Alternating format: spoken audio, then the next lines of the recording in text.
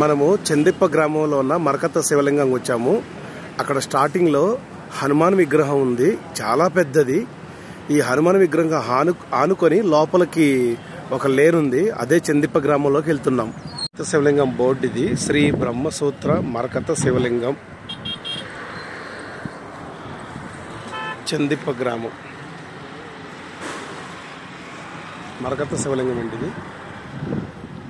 వెళ్ళి చాలా ఫాస్ట్గా ఈగర్గా ఉంది. వెళ్ళి శివుని దర్శనంకి వెళ్ళిపోదాం.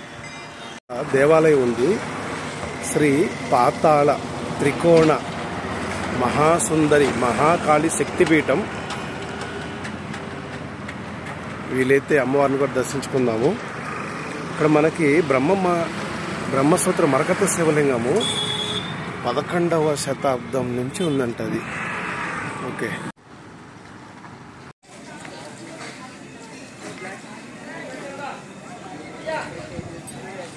మరకత్త శివలింగం టెంపుల్కి వచ్చాము.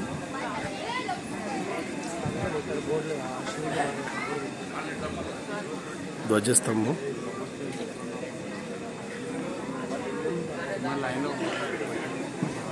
ఈ టెంపుల్ని చూడడానికి చాలా మంది వచ్చేస్తున్నారు భక్తులు. చాలా మంది దూర ప్రదేశాల నుంచి, లాంగ్ నుంచి చాలా మంది చూడడానికి చాలా స్పెషల్గా ఉంది. చాలా పురాతనమైంది. అమ్మవారు నేను క్యూలో నుంచొని శివుని మూలగరాట్ని దూరం నుంచి క్యాప్చర్ చేసి ప్రయత్నిస్తున్నాను క్యూలో ఉంది. కానీ అక్కడ పండుగ కావడం వల్ల రద్దీ చాలా ఎక్కువ ఉంది. నందీశ్వరుడు చాలా మంది అందరూ పాలాభిషేకం కానీ బయటే అమ్ముతున్నారు. పాలు, తేనె, పెరుగు, నూనె, తైలం అన్నీ అమ్ముతున్నారు. అక్కడ బయట కొనుక్కొని శివుడికి అక్కడ అందరూ అభిషేకం చేస్తున్నారు. ఇప్పుడు మీరు చూసేదే మరకత్త శివలింగము.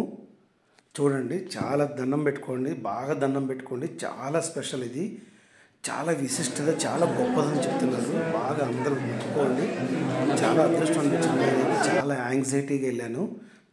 ఈ ఆలయం బయట సేమ్ అంతే సైజులో ఉన్న ఇంకొక శివలింగం ఉంది. ఇక్కడ కూడా పూజలు జరుగుతూ ఉన్నాయి. ఇక్కడ కూడా నేను అభిషేకం చేశాను. లోపల అభిషేకం చేశాను, అలాగే బయట కూడా అభిషేకం చేశాను. మరకత్త శివలింగం దర్శనం చాలా అద్భుతంగా ఉంది. శివలింగం చూస్తుంటే తన్మయత్వంతో మర్చిపోయాను నేను. చాలా అంటే చాలా అద్భుతంగా ఉంది.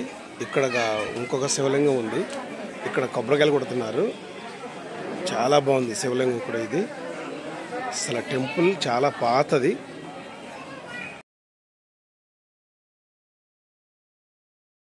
అందరూ ఓం నమ శివాయ అంటూ గట్టిగా దండం పెట్టుకోండి.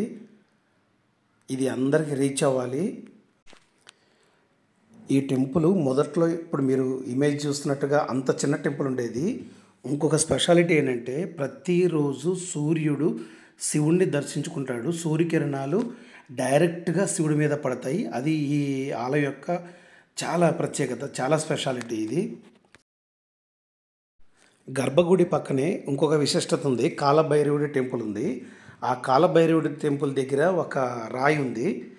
ఆ స్టోన్ దగ్గర మనం మనసులో ఉన్న కోరికలు కోరుకుంటే ఆ కోరికలు దేవుడు ఓకే అంటే దేవుడు కరుణిస్తే అలా తిరుగుతుంది.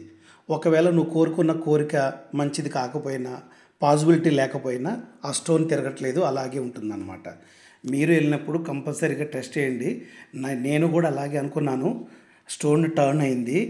నాకు అర్థమవుతుంది, నా ప్రమేయం లేకుండానే దానికంతకు అదే ఒక మహిమగలగా తిరుగుతున్న అర్థమైంది. సో మీరు కూడా వెళ్ళినప్పుడు మీరు కూడా మీ మనసులో కోరికలను గట్టిగా తీరాలని కోరుకోండి. ఇక్కడ కొంతమంది ఆ స్టోన్ దగ్గర కాయిన్స్ పెడుతున్నారు. సో అల్టిమేట్గా టెంపుల్ అయితే చాలా బాగుంది. వీడియో మీద మీ అభిప్రాయాన్ని కామెంట్ రూపంలో నాకు పంపించండి. Thank you. ఈ వీడియో మీకు బాగా నచ్చినట్లయితే like, share and subscribe. Thank you.